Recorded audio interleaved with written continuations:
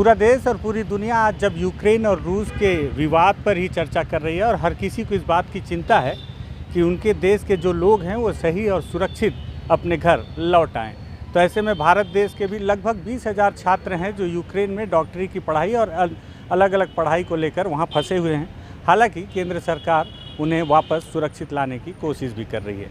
ऐसे में बस्तर के भी कुछ छात्र हैं जो यूक्रेन में फंसे थे, अब उनके लौटने का सिलसिला शुरू हो गया है। एक छात्रा है जो बस्तर की है, बस्तर वापस लौट आई है, तो इससे बातचीत करते हैं। नमस्कार, मैं विकास तिवारी हूँ और आप बस्तर टॉकीज़ देख रहे हैं। बस्तर टॉकीज़ है तो बस्तर के जो छात्र हैं अगर वो बाहर फंसे हैं तो उनके सिलसिले में भी बात बस्तर टॉकीज़ में होनी चाहिए।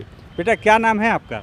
सर, मेरा नाम शालिनी शिवर है। शालिनी कहाँ थी आप? हम लोग असल में क्या है कि हम लोग टीवी में देख रहे हैं यूक्रेन में ऐसा हो रहा है वैसा हो रहा है और कुछ समझ में नहीं आ रहा है कि छात्र कहाँ कहाँ फंसे हैं और जहाँ फंसे हैं वहाँ की क्या स्थिति है।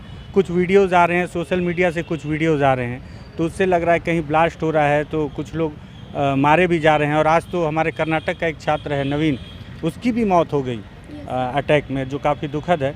तो आप कहाँ थी यूक्रेन में, वहाँ की क्या स्थिति है और वहाँ यूक्रेन की क्या स्थिति है, थोड़ा सा आप बताएं और आपके मन में क्या चल रहा था? यस सर, मैं जहाँ पे थी वो यूक्रेन के यूजरोड सिटी में थी और यूजरोड सिटी जो है हमारे वेस्ट पार्ट में आता है और जहाँ पे भी हमारा जो कैपिटल है यूक्रेन का कीव, वो जो है हमारे ईस्ट साइड में आता है और मेरा सिटी वेस्ट साइड में था। तो यूजरोड जो है वहाँ का यूक्रेन का सबसे सेफ सिटी था। अच्छा। हाँ, तो उस जगह में मैं थी और जहाँ अभी जिस सिचुएशन में अभी मैं आई हूँ तो उस सिचुएशन में तो ऐसा कोई सिचुएशन नहीं था उस सिटी में।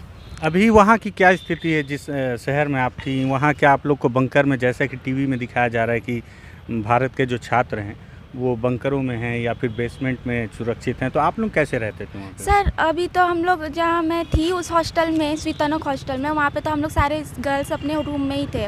वहाँ पे सब चीज़ नॉर्मल ही था। अच्छा। Yes sir. और कब पहुँची आप बस्तर? सर, बस्तर तो अभी रिसेंटली आज ही मैं पहुंची, 2 घंटे पहले। अच्छा, 2 घंटे पहले, मतलब आप सीधे पहुंची हैं और सबसे पहले आप बस्तर टॉकीज से ही बात कर रही हैं? Yes sir. तो ये सीधे जैसे ही पहुंची हैं यूक्रेन से और सीधे हम बस्तर टॉकीज में बातचीत कर रहे हैं और वहाँ की। अच्छा, कितने लोग थे आप लोग भारत के जहाँ पे आप थी? सर, वहाँ पे अगर पूरे यूक्रेन में देखा जाए तो भारत के तो 20,000 स्टूडेंट हैं और छत्तीसगढ़ की स्टूडेंट जो है पूरे अलग अलग यूनिवर्सिटी में 60 से लेकर 65 बच्चे हैं। अच्छा। अलग अलग यूनिवर्सिटी में। और आप जहाँ रहती थी वहाँ सर, वहाँ पे ऑलमोस्ट 10-15 स्टूडेंट तो होंगे छत्तीसगढ़ के। यस और सर। भारत के टोटल कितने थे आप लोग? भारत के टोटल वही सर 6-7 हज़ार। और बस्तर के कितने थे? बस्तर के सर मैं ही। अच्छा, बस्तर से अकेली ही थी वहाँ पे जहाँ आप पढ़ रही थी? Yes sir. तो वहाँ की स्थिति अभी उतनी भयावह नहीं है? No sir. आप लोगों को भी क्या वहाँ इंटरनेट चल रहा है और सोशल मीडिया में वीडियोस देख रहे थे क्यू के और जहाँ जहाँ ब्लास्ट? हाँ सर, वो सारे इंटरनेट चल रहे थे और जहाँ क्यू पे जो अपना कैपिटल है वहाँ का तो बहुत ही बुरी दशा थी। वहाँ पे पूरे बम ब्लास्ट हो रहे थे हर जगह। अच्छा। फायरिंग हो रही थी। तो ये सब वीडियोस देख के मन में कैसा लग रहा था? बस सर, हमेशा डर लगा ही रहता था। जब तक हम लोग वहाँ पे थे हमेशा डर लगता था कहीं यहाँ पे भी फायरिंग ना होने लगे। अच्छा। तो हम लोग बाहर निकलते ही नहीं थे, हमेशा हॉस्टल के अंदर ही रहते थे। अच्छा, जहाँ पे फायरिंग हो रही है ये है कितनी दूरी पे? आपके शहर का क्या नाम बताइए जहाँ पे? यूजरोड सिटी। अच्छा, नाम भी इतना अजीब है कि रटने में भी 10-15 मिनट।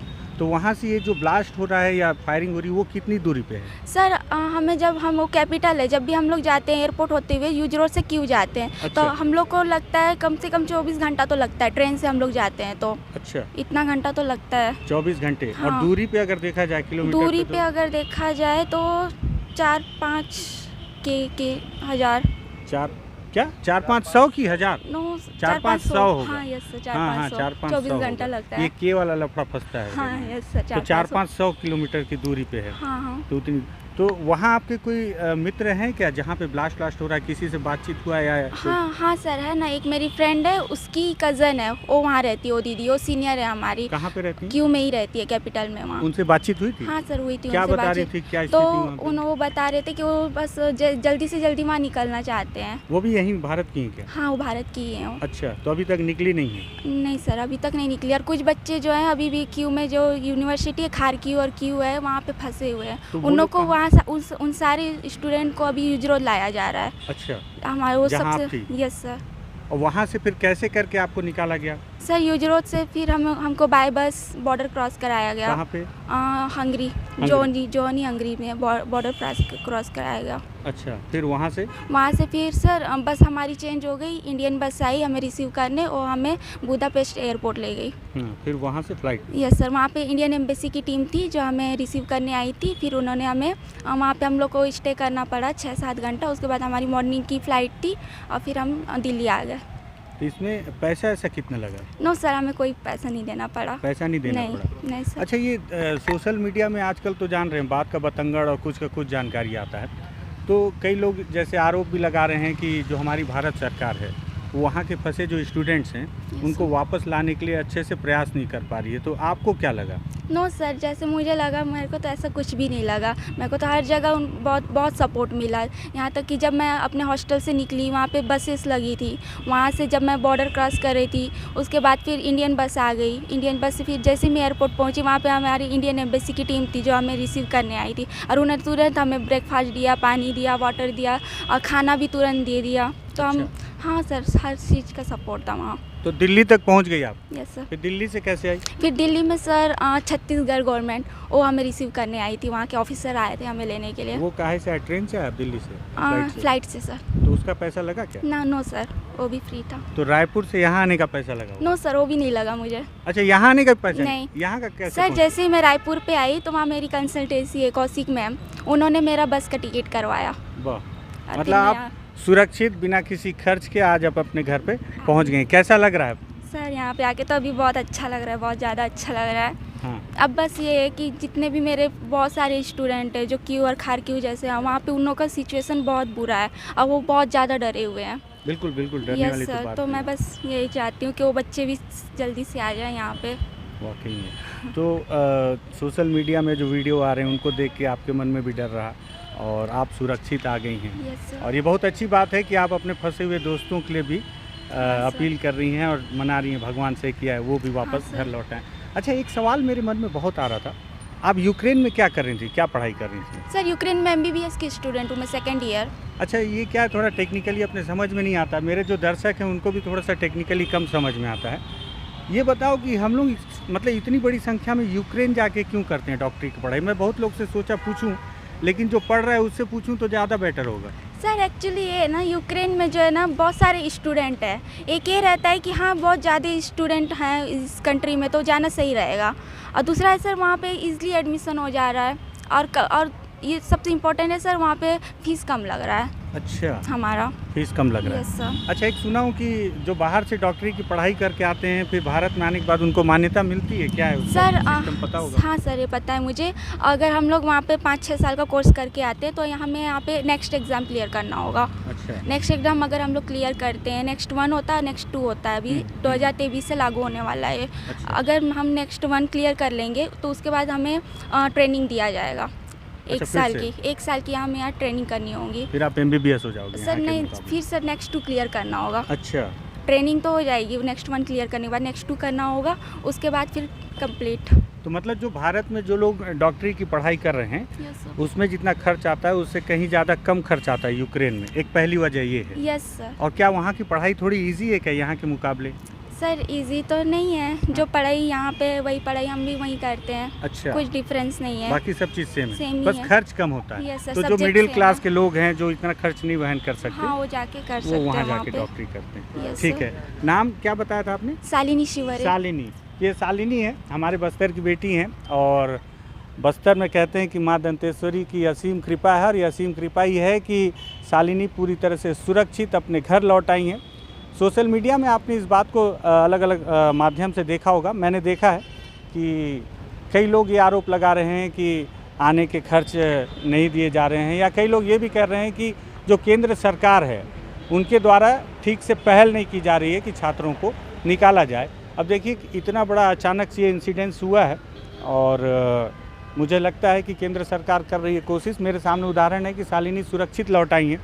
अच्छा देखिए, जिसके परिवार का सदस्य फंस जाता है उसकी क्या स्थिति है, उस पर बातचीत करते हैं। क्या नाम है आपका? शिवाय शिवरे। शिवा, ये बताओ आपकी छोटी बहन है जी।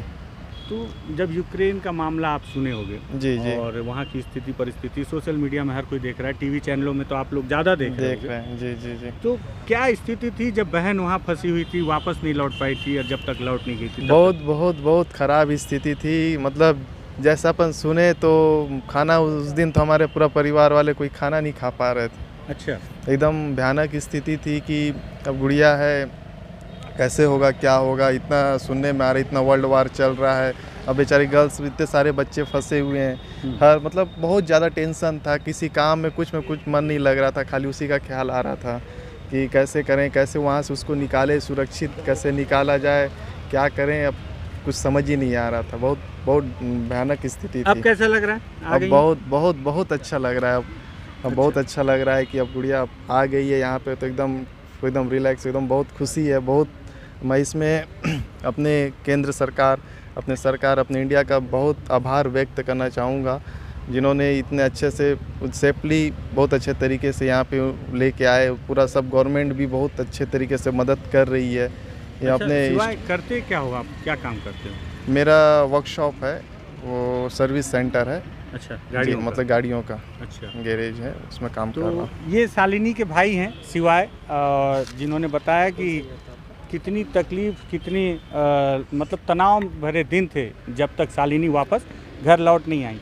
अब आज लौट आई हैं घर, तो निश्चित ही तौर पर चेहरे पे एक मुस्कान है, एक रिलैक्स है कि चलो हमारी बहन वापस सुरक्षित आ गई है। लेकिन अभी भी भारत देश के कई छात्र यूक्रेन में फंसे हुए हैं। केंद्र सरकार के द्वारा जो पहल, जो कोशिश की जा रही है, हम भी उम्मीद करेंगे कि सारे छात्र वापस लौट आएँ। आज जिस तरह से कर्नाटक के एक छात्र की मौत भी हो गई, जो काफ़ी दुखद है, नवीन की, तो बस्तर टॉकीज़ भी उन्हें विनम्र श्रद्धांजलि देता है और उम्मीद करता है कि जो छात्र फंसे हुए हैं वो जल्द से जल्द लौट आएँ। बस्तर की कहानी है, मुझे लगा यूक्रेन से जुड़ी हुई है, और यूक्रेन आजकल मुद्दा है चर्चा पे, और हर किसी को ये जद्दोजहद लगी हुई है कि क्या सभी छात्र लौट कर आ गए। तो मुझे भी इस बात की उम्मीद थी कि बस्तर के भी जो छात्र हैं वो सुरक्षित लौट आएंगे। शालिनी लौट आई है, मुझे लगा इनसे आप बातचीत करनी चाहिए, तमाम सवालों के जवाब लेने चाहिए। तो इस बात को आपको दिखाने की मैंने कोशिश की। लगे कि ये बातचीत सही थी, सार्थक थी, इस पर बातचीत होनी चाहिए, तो आप बस्तर टॉकीज़ को सब्सक्राइब कर सकते हैं। धन्यवाद।